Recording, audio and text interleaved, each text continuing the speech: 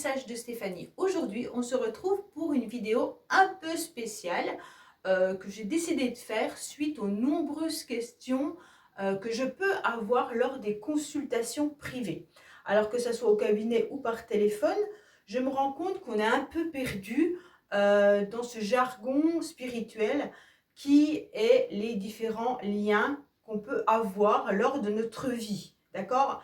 Alors, c'est vrai qu'on utilise lors des vidéos, la plupart du temps, des mots sans franchement se rendre compte que derrière, tout le monde comprend vraiment ce qu'on est en train de dire.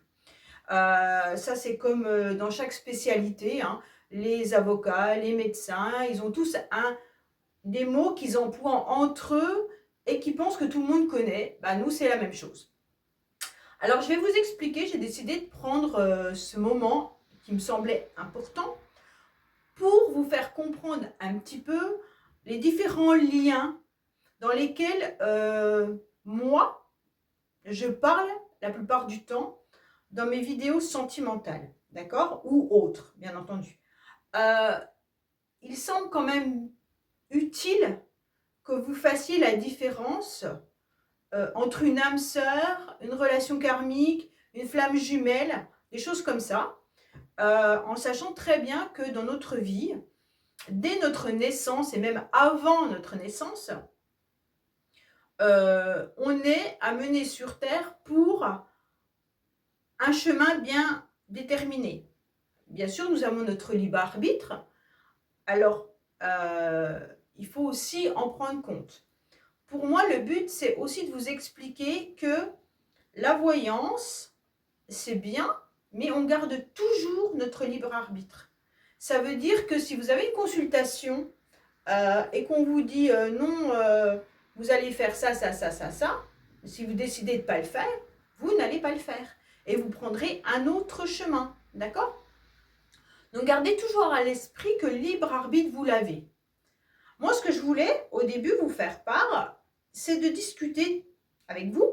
Donc, par exemple, cette carte, je ne sais pas si vous la voyez bien, qui indique sans lien.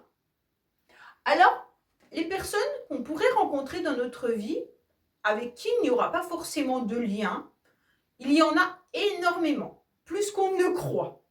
C'est des personnes qui sont de passage et qui ne vont pas forcément marquer notre vie. C'est des personnes qu'on rencontre tous les jours.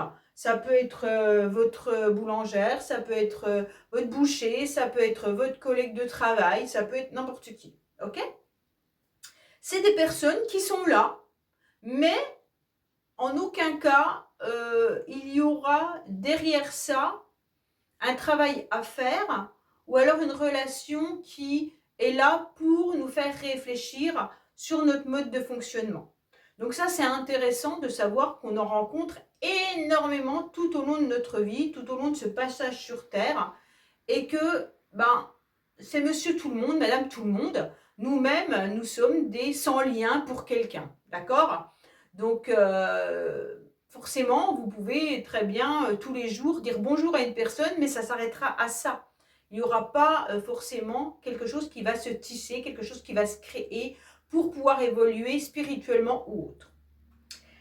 Les âmes sœurs. Alors, les relations âmes sœurs, c'est des très belles relations. Les âmes sœurs, ce ne sont pas forcément une relation sentimentale, hein, parce que souvent on dit on attend notre âme sœur. Mais moi, je pense que les âmes sœurs, c'est des personnes qui nous font travailler, mais pour évoluer et où il n'y a pas de complications, il n'y a pas de difficultés. C'est notre famille d'âme, de cœur, famille d'âme. On fonctionne de la même manière. Pour moi, c'est ça. Les âmes sœurs, vous avez les membres de votre famille avec qui vous vous entendez bien, qui sont là pour vous aider à évoluer, mais il n'y a pas quelque chose où on vient titiller, où on vient gratter pour comprendre pourquoi tu es là, qu'est-ce que tu as à faire, enfin voilà. Là, c'est vraiment des âmes sœurs. Alors, c'est pour ça qu'on dit souvent rencontrer son âme sœur. Voilà. Son âme sœur, c'est une personne avec qui vous allez créer quelque chose tout au long de votre vie peut-être et qui ne s'arrêtera jamais mais c'est vraiment du positif, d'accord? Même s'il peut y avoir des conflits avec votre âme sœur, bien entendu, mais à côté de ça, c'est bénéfique. Donc pour moi, les âmes sœurs, ça peut vraiment être votre meilleur ami, ça peut être votre mari, votre femme, ça peut être plein de monde qui est autour de vous et on est rempli d'âmes sœurs autour de nous. Et ça, c'est très sympa puisque ces âmes sœurs, c'est quand même des personnes qui ont un peu le même fonctionnement que nous et qui vraiment sont des personnes bienveillantes pour vous en tous les cas et qui vous permettent vraiment de créer votre petit chemin de vie sans complications. Donc ces âmes sœurs, c'est les personnes sur lesquelles vous pouvez compter, c'est des personnes qui sont protectrices, c'est des personnes qui sont là pour vous, mais vous, vous êtes là aussi pour elles, d'accord? Donc vraiment, c'est quelque chose de bénéfique. Et c'est toujours intéressant d'être bien entouré de ces âmes sœurs pour justement créer et avancer dans notre chemin de vie. Alors, on va passer au... Qu'est-ce qu'on met? Lien karmique? Allez, lien karmique. Les relations liens karmiques. Alors, les relations liens karmiques, c'est complètement différent.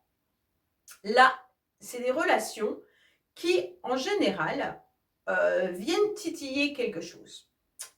C'est une personne que vous allez rencontrer et cette relation va vous appuyer en quelque sorte sur des blessures que vous avez et qui ne sont pas forcément guéries ou que vous avez enfouies à l'intérieur de vous et que vous ne voulez pas en entendre parler. Même des fois sans le savoir, d'accord? Il y a une blessure qui est peut-être importante, vous n'en avez pas pris conscience. Et d'un seul coup, vous rencontrez quelqu'un. Et cette personne, elle vient un petit peu inconsciemment provoquer chez vous des émotions. Des émotions, et là, vous ne comprenez pas pourquoi. Pourquoi je ressens cette telle émotion avec cette personne? Pourquoi cette personne me fait ça? Pourquoi cette personne, elle agit de telle manière? Et là, vous vous rendez compte au fur et à mesure que ce lien karmique, eh ben, il vient un petit peu ouvrir des blessures. Souvent, ces blessures, quand même, c'est des blessures que moi, je pense, qui sont d'ordre de notre passé, de notre enfance, de notre enfant intérieur, et peut-être même plus loin que ça, d'accord? Qui a peut-être été transmise par également nos parents. Bon, ces liens karmiques, c'est la blessure de trahison, la blessure du rejet, d'abandon, enfin voilà. Tout ça, c'est des blessures qui ne sont pas soignées. Et forcément, cette rencontre va venir bouleverser votre vie par rapport à ces émotions. Et on doit absolument donc travailler ces blessures pour ne pas être à nouveau infligé dans une relation. Souvent, on pense que c'est la faute de l'autre. C'est plus facile, en quelque sorte, de dire de toute manière, j'ai rencontré une mauvaise personne.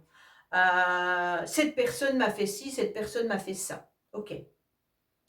Aucun jugement, hein. Je dis juste ce que je peux voir en consultation et que ma formation de praticienne en hypnose et de praticienne en thérapie brève me permettent aujourd'hui, par expérience, de vous dire que ces personnes-là, elles ne sont pas mauvaises. Hein. Ce n'est pas la personne qui est mauvaise.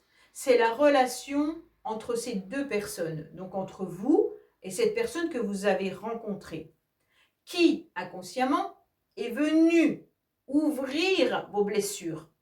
Mais quand vous vous êtes rencontrés, cette personne, elle n'était pas censée savoir non plus que vous aviez ces blessures. Donc, en quelque sorte, cette rencontre, elle n'est pas faite pour rien. Elle est faite justement pour que vous compreniez où vous avez mal. C'est comme si vous aviez en quelque sorte une blessure et que cette personne appuie sur votre blessure, mais comme vous avez un t-shirt ou un pull, elle ne sait pas que vous avez cette blessure. Donc, elle vous rencontre, elle vous prend par le bras et ah, vous avez mal. Mais l'autre, elle se dit, bah, tiens, je lui ai fait mal. Et bien sûr, après, on peut passer dans une relation toxique si l'autre personne sait que vous avez mal, quand elle appuie là et qu'elle en profite. Ça, c'est différent. Mais pour l'instant, nous sommes dans des liens karmiques. Ce lien karmique, souvent, il résonne aussi avec notre enfance. Hein. Bien souvent, on peut voir que enfant, on a été peut-être abandonné. Abandonné, c'est un grand mot. Hein. C'est quand on dit j'ai eu comment dire la blessure d'abandon.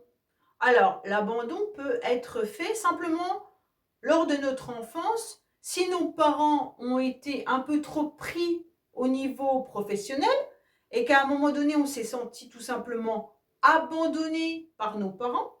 Si nos parents ont été pris par autre chose, la maladie ou alors un autre enfant, et d'un seul coup, on s'est senti délaissé. Et la blessure d'abandon a pu commencer à s'ouvrir là. D'accord? Ça ne veut pas dire que vos parents vous ont abandonné. Ça veut tout simplement dire qu'à ce moment-là, il y a eu une petite faille chez vous qui a commencé à s'ouvrir. Et au fur et à mesure de vos relations liées karmiques, que vous avez pu rencontrer même à l'école, vous avez une meilleure amie, une meilleure copine, un meilleur copain, et d'un seul coup, hop, il vous laisse le temps de faire une connaissance autre, et vous avez le sentiment qu'on vous laisse à nouveau, vous allez accumuler le rejet et l'abandon. Donc vous allez avoir le fait de vous sentir rejeté par cet ami, et en plus de ça, la blessure d'abandon va grandir. Donc vous finissez adulte avec beaucoup de blessures. Ok? Et si on ne les travaille pas, ben forcément, les relations qu'on va construire avec d'autres personnes, eux, vont à chaque fois nous faire... On a le sentiment que ces personnes nous font du mal. Mais la personne ne vient pas pour vous faire du mal, puisqu'elle ne sait pas vos blessures. Elle ne les connaît pas. Donc, c'est là que c'est ambigu. À chaque fois qu'on dit l'autre m'a fait mal, l'autre m'a blessé, l'autre était mauvais. Moi, je ne dis pas que c'est l'autre, c'est la relation qui a fait que, et c'est les blessures que chacun a. Parce que cette personne, elle a peut-être aussi ses propres blessures, bien entendu. Hein. Je connais très peu de personnes sur ce monde qui n'ont pas de blessures. Mais bon, il y a la personne qui a ses propres blessures et il y a vous qui avez vos propres blessures. Vous vous rencontrez.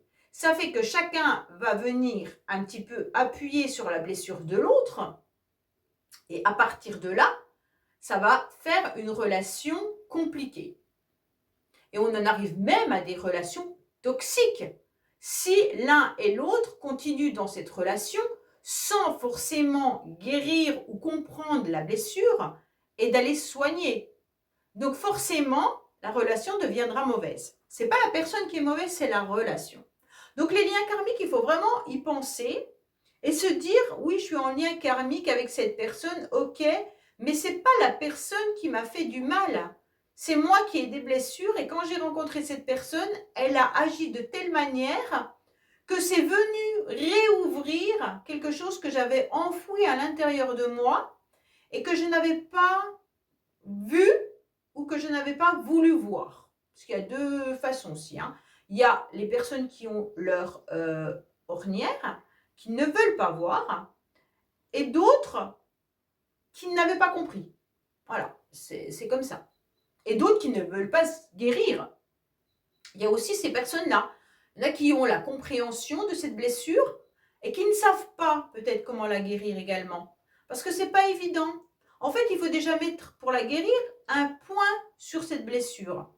Et au fur et à mesure, de dire j'accepte d'avoir été blessée, j'accepte d'avoir eu cette relation qui a permis de comprendre que j'avais cette blessure. Et aujourd'hui, je vais la regarder de plus près et je vais essayer de travailler avec elle. Ok ? Donc quand je vous dis souvent, ben, essayez de consoler cet enfant intérieur qui est à l'intérieur de vous, c'est de repenser à votre enfance. Cet enfant intérieur, il a besoin d'être sécurisé, il a besoin d'être rassuré, et à partir de là, on a besoin tout simplement de pouvoir le cajoler et de dire, bah maintenant je suis un adulte, j'entends que toi, en étant enfant, tu as vécu ça, mais maintenant on va se souder, toi et moi, et on va avancer. Ok? Alors, les contrats d'âme. Les contrats d'âme, c'est des contrats qu'on fait avant notre naissance. Les contrats d'âme, c'est un peu particulier. C'est vraiment des relations, quand nous sommes en quelque sorte encore dans le ventre de notre mère, on vient sur ce chemin pour une raison qu'on ne sait pas forcément. Hein, et en quelque sorte, la personne qui n'a pas confiance en soi, on va lui mettre que des personnes autour qui ont confiance. Donc c'est pour travailler en quelque sorte votre confiance en vous. Mais on vous mettra toujours l'opposé de ce que vous voulez. Alors c'est un peu compliqué les contrats d'âme, dans le sens où ça peut être n'importe qui. Hein, ça peut être vraiment la famille, ça peut être l'entourage proche, comme votre vie sociale, peu importe. Et c'est vraiment difficile à expliquer dans le sens où ça se passe avant notre naissance. Bon. Si par exemple vous êtes très honnête, on va vous mettre autour de vous que des personnes qui vont vous mentir pour voir comment vous allez fonctionner avec ce genre de personnes. C'est un petit peu particulier dans le sens où c'est l'univers qui vous envoie en fait l'inverse de ce que vous êtes, vous, réellement. C'est un petit peu compliqué dans le sens où des fois on ne comprend pas. On est tout le temps en train de se dire mais qu'est-ce que j'ai fait pour qu'il m'arrive ça? Pourquoi j'ai encore rencontré telle personne? Mais en fait, c'est l'univers qui essaye de vous donner encore des leçons et des leçons. On en a marre des leçons, ça je suis d'accord. Bon. Alors on va parler cette fois-ci des relations flammes jumelles. Qui est une relation très particulière et qui peut même faire polémique dans la voyance, dans la médiumnité, dans l'ésotérisme. Pour certains, c'est du business. Pour d'autres, c'est une relation spirituelle, énergétique. Certains y croient, certains n'y croient pas, certains doutent. Ça, c'est vraiment chacun ressent si c'est possible ou pas. Je ne suis absolument pas là pour vous convaincre d'une relation flamme jumelle ou pas. Je crois que je serais même dans l'incapacité de dire à quelqu'un vraiment s'il est en relation flamme jumelle ou pas. Je crois que c'est pour ça que je vous dis qu'il y a un business derrière. C'est que pour moi, seule la personne peut savoir si elle a un lien particulier qui perdure pendant des années avec une personne. Je pense que aucun, peut-être un médium, mais la cartomancie, les voyances, tout ça, pour moi, je pense que c'est vraiment particulier. Et il faut faire attention entre la relation flamme jumelle qui peut être perçue comme une relation flamme jumelle et en quelque sorte, c'est pas du tout ça, c'est une relation toxique. Parce qu'il y a quand même des similitudes qui peuvent nous faire basculer. Alors moi, je vous parle de ce que moi je crois. Après, vous prenez ou vous prenez pas. Vous êtes dans une croyance ou pas, d'accord? Pour moi, les relations flammes jumelles, c'est déjà très spirituel, d'accord? C'est ni plus ni moins que le fruit d'une séparation d'une âme dans deux corps. Donc cette âme, elle a été séparée avant la naissance, bien entendu, dans deux corps différents. Ok? Ces deux âmes, en quelque sorte, elles sont opposées, mais elles sont complémentaires. Parce qu'elles ont quand même la même vibration énergétique. D'accord? Et elles s'attirent. Les âmes, elles sont obligées de s'attirer, même si elles sont quand même complètement opposées. C'est un peu un effet miroir qui est primordial dans la relation, étant donné que chacun des jumeaux se perçoit dans ce miroir quand il regarde l'autre, même s'ils ont des idées opposées, ils peuvent avoir même carrément, oui, la plupart du temps, c'est vraiment énergétiquement qu'ils sont attirés, mais au niveau des idées, il peut y avoir quelqu'un en général de très cartésien et quelqu'un de très spirituel. C'est rarement deux personnes qui sont pareilles. En général, il y en a tout le temps un, de toute façon, qui est spirituel, puisque c'est le premier qui comprend la relation. D'accord? Pour moi, il y a quand même l'idée que chacun des jumeaux évolue, mais puisse respecter et aimer l'autre. C'est ce qui fait que c'est une évolution, une ascension spirituelle. Donc ça, c'est important. Mais la relation flamme jumelle, c'est une relation qu'on ne se débarrasse pas. C'est un lien qui perdure dans le temps et qui perdure à vie. Vous ne pourrez pas le couper. D'ailleurs, après, je vous expliquerai comment couper certains liens. Vous ne pourrez pas couper ce lien qui est puissant, qui est fort et qui est énergétique. En général, quand vous avez une relation flamme jumelle, vous êtes un petit peu sur la même montée, mais pas au même niveau, d'accord? Donc, en général, celui qui est très spirituel est en haut, donc c'est celui qui découvre le lien bien avant l'autre. Et donc, l'autre monte les escaliers également, pas à la même vitesse, c'est ce qui fait qu'il y a toujours ce décalage. Alors, ce lien, il est fait, bien entendu, de deux personnes, et vous savez très bien qu'il y a le runner et le chaser, et qu'il y a tout le temps un qui court après l'autre, et l'autre a peur et fuit. Hein, en gros, c'est un peu ça. Bon. Mais ce qui est étonnant, c'est que moi, je peux percevoir souvent que celui qui découvre le lien est souvent celui qui, je préfère employer le mot courir, parce que runner, chaser, des fois ça perturbe.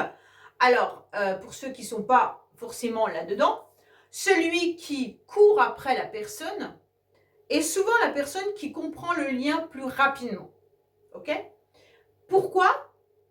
Parce que la personne fait un travail sur elle-même et souvent se met dans la spiritualité pour essayer de comprendre quel lien particulier il y a avec cette personne. Voilà. En gros, c'est un peu ça, et c'est pour ça qu'elle évolue plus rapidement. Alors, ce lien, il est fait de haut et de bas, de réconciliation, de fuite en avant, de fuite en arrière, de montagne russe, de... Voilà. Vous passez par 1000 parcours avant de trouver un apaisement. Et malgré tout, on se rend bien compte que cette énergie, elle peut être épuisante à long terme. D'accord? Et si elle est épuisante à long terme, c'est qu'émotionnellement, on est très touché par ce lien. Et ce lien, il vous amène quand même à une belle évolution, mais à beaucoup de fatigue. Donc, il faut réussir à canaliser tout ça. Sans savoir si un jour, sur cette terre, il y aura, en quelque sorte, les retrouvailles. Parce que ça peut se faire dans une autre vie. Et les retrouvailles ne signifient pas se mettre en couple avec la personne. Tous ceux qui sont dans un lien flamme jumelle croient que c'est un parcours magique. Non, c'est pas un parcours magique du tout, du tout, du tout. C'est un parcours chaotique, compliqué, difficile, où on peut y laisser ses émotions, sa santé, on peut tout y laisser. D'accord? La nuit noire de l'âme est très éprouvante. C'est pas juste une petite déprime et puis hop, le lendemain on remonte. Non, non, non, non, non. Puisque vous puisez l'énergie de l'autre et que l'autre puise aussi votre énergie. Donc c'est très difficile à vivre. Donc ne cherchez pas votre flamme jumelle pour vivre quelque chose de passionnel et en pensant que c'est un lien magique. C'est pas du tout ça. Donc pour moi, rencontrer une âme sœur, c'est beaucoup plus facile. Ce parcours, il est long et on y met un peu tout et n'importe quoi dedans. Donc il faut faire attention. Puisque moi, j'ai beaucoup de personnes en consultation qui me disent « je pense être en relation flamme jumelle ». Alors, comme je vous l'ai dit depuis le début, pour moi, je ne suis pas en capacité. Sauf si la personne en face de moi vient, tire dans mon jeu et que là, elle sort la carte flamme jumelle. Bon, ok. Là, je suis ok avec cette personne, elle est en flamme jumelle. Pas de souci. Autrement, c'est compliqué. C'est compliqué puisque vous pouvez aussi être dans une relation toxique qui pourrait vous faire penser être dans une relation flamme jumelle. La relation flamme jumelle, c'est aimer l'autre en acceptant. C'est pour ça qu'on dit que c'est un amour inconditionnel. C'est aimer l'autre d'un amour puissant et accepter de ne jamais revoir cette personne, d'être sans nouvelles, de demander à vos anges ou demander à qui vous voulez, à Dieu ou autre, que cette personne soit heureuse dans sa vie, que cette personne évolue, que cette personne soit bien, mais sans forcément avec vous. Et c'est ce qu'on appelle l'amour inconditionnel. D'accord? Ça ne veut pas, c'est pas demander à ce que cette personne revienne dans votre vie. Non. C'est de lui souhaiter le mieux. Pourquoi vous souhaitez le mieux à votre jumeau? C'est tout à fait normal, puisque quand l'autre va mieux, vous allez aller mieux aussi, puisque c'est énergétique. Et quand vous êtes en bas, bah, vous le ressentez, puisque l'autre est en bas aussi. Hein. C'est un peu l'effet, comment dire, ping-pong, boomerang, ce que vous voulez, d'accord? Élastique aussi, moi, parfois, je dis. Bon, voilà. C'est vraiment une relation un peu particulière. Bon, ensuite, je voulais vous parler de vos blocages émotionnels. Les blocages émotionnels, bah, c'est tout ce qui vient un petit peu empêcher d'avancer dans votre projet, dans votre vie. Vos blocages émotionnels peuvent être la peur, peuvent bien sûr être l'angoisse, peuvent être bloqués par rapport à une relation passée qui vient un petit peu vous titiller et vous empêche de faire confiance à nouveau dans une nouvelle relation. En tous les cas, ces blocages émotionnels, ils sont toujours importants de les comprendre pour pouvoir les travailler et de pouvoir avancer vers autre chose, d'accord? Parce qu'avec un blocage émotionnel qui est le manque de confiance en soi, on va nulle part. Et sans la confiance, on est en stand-by. Et ce stand-by ne nous permet pas de faire des essais. Et ce qui est important dans la vie, c'est d'essayer, d'accord? Essayer d'avancer, essayer de faire ce qui est le mieux pour soi, essayer un nouveau job, essayer une nouvelle relation, essayer d'acheter une maison, essayer d'être bien dans votre vie. Voilà, essayez. Si vous n'essayez pas, vous ne saurez pas. Donc la peur peut vous empêcher d'essayer. Et ça, c'est dommage. Et ça fait partie des blocages émotionnels presque les plus importants, le manque de confiance, la peur, voilà. Si vous avez un blocage émotionnel, la peur du noir, la peur de l'araignée, c'est moins grave. Ça ne va pas vous empêcher de mettre vos projets en avant. Par contre, le reste peut vous empêcher d'avancer. Ensuite, on a nos doutes. Nos doutes, ils peuvent être partie des blocages émotionnels. Mais les doutes, c'est aussi la confusion. La confusion parce qu'on avait des idées claires et d'un seul coup, nos doutes viennent mettre ce brouillard dans nos idées. Donc, en quelque sorte, ces doutes viennent également empêcher d'avancer avec les idées claires qu'on avait tout au début. Au début, on avait des idées claires, on va faire ça, ça sera comme ça sera comme ça. Et au fur et à mesure qu'on avance un palier, on ne sait pas pourquoi, il y a un petit doute qui vient. Et là, on se dit, waouh, est-ce que vraiment je suis sur le bon chemin ou pas? D'un seul coup, on avance et un deuxième petit palier, un deuxième nuage, on va dire c'est comme ça. Et à la fin, on a plein de nuages et on ne sait plus où on va. Et nos doutes vont nous empêcher d'aller jusqu'au bout du projet. Et donc forcément, ces doutes font quand même partie du blocage aussi émotionnel. Voilà. Ça, c'est tous les liens.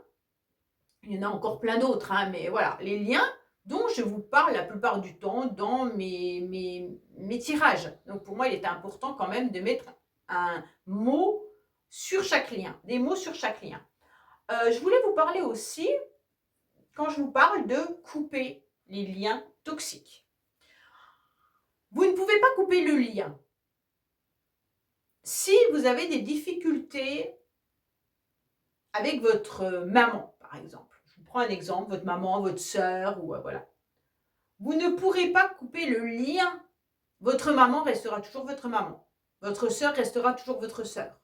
En aucun cas, vous pouvez couper le lien avec cette personne. Ce lien qui est un lien familial. Vous ne couperez pas ce lien. Par contre, si vous avez des difficultés avec cette personne, vous demandez à couper le lien toxique. C'est pour ça que je préfère vous reparler du lien toxique plutôt que du lien en lui-même. Le lien, on ne le coupe pas. Le lien, il est là. Vous ne pouvez pas couper une relation que vous avez vécue. Vous ne la couperez pas. Elle a été vous l'avez vécue, cette relation. OK. Donc maintenant, ce qu'on vous demande, c'est de couper les liens toxiques. N'oubliez pas le mot toxique, qui vous empêche d'avancer. C'est important de faire la différence entre une personne qui, pour vous, vous semble mauvaise, alors que c'est la relation qui est mauvaise. L'être humain, sauf si c'est vraiment une personne... Mais moi, je vois souvent dans les relations, l'autre m'a quitté, il m'a fait ci, il m'a fait ça, il m'a fait ci, il m'a fait ça. Pas de jugement, c'est juste des explications. Alors, OK, donc automatiquement, qu'est-ce qu'on en déduit? L'autre, c'est une mauvaise personne, puisque cette personne a osé me faire ça. Sauf qu'à partir de là, la question qu'on doit se poser, c'est pour quelle raison j'ai laissé cette personne me faire ça? Il y a souvent, j'entends, oui, mais par amour. Donc déjà là, il y a un souci. Qui a le droit de vous faire ça, ça, ça, par amour? Ça veut dire que vous avez laissé l'autorisation. Ça veut dire qu'il y a un problème déjà d'estime de soi. Et qu'il y a aussi surtout un problème de relation peut-être affective quand même, là. Pourquoi vous avez laissé faire ça? Parce que je l'aime. OK. Mais pourquoi vous n'avez pas dit à cette personne que vous n'étiez pas OK avec ça? Parce que j'ai peur qu'il me quitte. Et vous voyez, le schéma, ça veut dire la peur. Alors, je l'aime, donc j'autorise tout. Et la peur qu'il me quitte si je lui dis non. Eh non. Non, non. Là, on tombe dans des schémas de blessures affectives. Et donc, des blessures que je vous parlais tout au début. Déjà, si vous vous respectez et si vous avez confiance en vous et que vous avez de l'estime de vous, en aucun cas, vous n'autoriserez une personne à venir vous faire du mal par amour. Déjà, c'est ni plus ni moins ça. On peut accepter des malentendus dans un couple, il n'y a pas de souci, on a tous des conflits, des disputes avec notre mari ou notre femme. C'est pas un problème. Quand je parle de difficulté, c'est au-delà de ça, c'est au-delà d'une dispute. Moi, j'ai des consultations où quand j'entends certaines choses, ça me fait peur. Hein, voilà. Ça me fait peur parce que je sens le désarroi d'une personne qui est complètement perdue par rapport à cette séparation. Et on se rend compte que l'autre personne a abusé de la faiblesse, mais c'est le tout qui a fait ça. Ce n'est pas la personne en elle-même. C'est la relation, c'est les blessures des uns et des autres. Et ça devient en quelque sorte une toxicité pour l'un et pour l'autre. D'accord? Donc à partir de là, il faut vraiment regarder la relation et regarder et vous poser la question, pourquoi j'ai accepté cela? Et là, si vous arrivez à y répondre, eh bien, vous allez commencer à vous en rendre compte qu'il y a plein de choses qui vont arriver à vous. Vous allez les noter sur un papier et à partir de là, vous allez en déduire qu'il y a des souffrances qui viennent de loin et que vous n'avez peut-être pas guéri. Et donc, on replonge, bien entendu, dans ce qu'on appelle le lien karmique. Voilà, tout simplement, qui vient un petit peu travailler vos blessures. Donc, voilà, je préfère faire le point sur les différentes relations qu'il peut y avoir, les différents liens. Et sachez que ce n'est pas forcément parce que l'autre personne vous a laissé, c'est pas parce qu'on a eu une rupture sentimentale, que ce soit vous ou l'autre, peu importe, d'accord? C'est pas parce qu'il y a eu une rupture sentimentale que l'autre personne en face est automatiquement mauvaise. Hein? Il faut vraiment faire ce travail-là. Même si l'autre personne est partie, que l'autre personne a refait sa vie, tout ça ne signifie pas que cette personne, elle est mauvaise. Non. C'est que cette personne vous a ouvert des blessures que vous aviez déjà auparavant. Et qu'il faut les travailler pour ne pas reproduire à nouveau certains événements.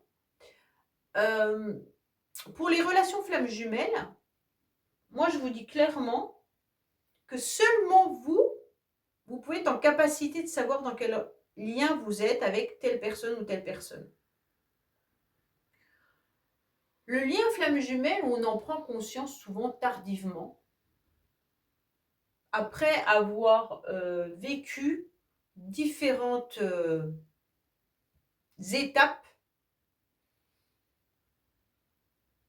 dans ce lien avec cette personne. Et c'est là qu'on commence à prendre conscience qu'il y a quelque chose de pas normal. Ok? Moi, je ne vous cache pas que j'ai une flamme jumelle, bien entendu, depuis 25 ans. Et j'en ai pris conscience au bout de 18 ans. Voilà. Avant, on n'en parlait pas des liens flammes jumelles, donc je ne peux pas mettre de mots dessus. Mais aujourd'hui que j'ai mis un mot dessus, c'est plus clair. C'est beaucoup plus apaisant aussi. Mais aussi, il faut prendre conscience que ce n'est pas du tout quelque chose... C'est pas un couple. C'est votre jumeau. Ok? Donc c'est énergétique. C'est un amour énergétique pour une évolution, une ascension spirituelle. Il faut prendre conscience de ça. Ça vous permet de vous évaluer et de vous faire une belle évolution, ça vous permet d'évoluer dans votre schéma spirituel, mais aussi sur plein d'autres plans, puisque l'autre vous pousse. Alors, il vous pousse énergétiquement. Même s'il n'y a plus de contact, même s'il n'y a plus de messages. C'est comme ça. mais c'est un lien important et c'est un lien qui ne peut pas être détruit. Moi, j'ai entendu des personnes qui me disent « J'ai réussi à couper le lien avec ma flamme jumelle. » Bah, dites-moi comment vous faites. Parce que le lien, moi, je ne peux pas le couper. Vous pouvez couper contact, oui. Vous pouvez ne plus communiquer, ok. Mais moi, l'énergie, je la ressens. Donc, couper le lien énergétique, je ne sais pas comment la personne a fait, mais en tous les cas, chapeau, c'est d'y arriver. Voilà, donc tout ce que je voulais vous dire. Voilà, alors j'espère sincèrement que cette vidéo vous permettra de mettre vraiment des mots sur peut-être du jargon que nous avons, nous, côté spirituel, et que vous compreniez mieux un petit peu les relations. Alors bien entendu, c'est mon point de vue à moi, c'est ce que j'ai pu voir, c'est ce que j'ai appris. Après, il y a plein d'écoles différentes, hein, et donc c'est pas comme les maths, 2 plus 2 ça fait 4, c'est pas du tout comme ça. C'est non palpable. Quand on vous parle d'une relation flamme jumelle énergétique, on n'a aucune preuve. C'est non palpable, on ne le sait pas. Mais nous, on le ressent. Donc, il y en a qui vont dire que oui, il y en a qui vont dire que non. OK? Donc, vraiment, tout ça, c'est chacun le prend avec ses propres croyances. Et moi, je vous ai expliqué les miennes. Vous pouvez ne pas être d'accord, hein, il n'y a pas de souci là-dessus. C'est vraiment chacun a ses croyances, chacun ses explications, chacun voit midi à sa porte, comme on dit. Hein. Mais il était important que je vous explique ma façon de voir les choses pour être plus dans un éclairci lors des vidéos que je fais sentimentales la plupart du temps. D'accord? Pour moi, c'était important que vous compreniez mon jargon à moi, en quelque sorte. Voilà, ben écoutez, je vous fais un gros bisou et je vous dis à bientôt pour vos vidéos et vos guidances et vos tirages, bien entendu, sur les messages de Stéphanie. Et vous avez mon adresse mail en bas de cette vidéo pour toute demande de guidance privée. Je vous fais un gros bisou et je vous dis à bientôt.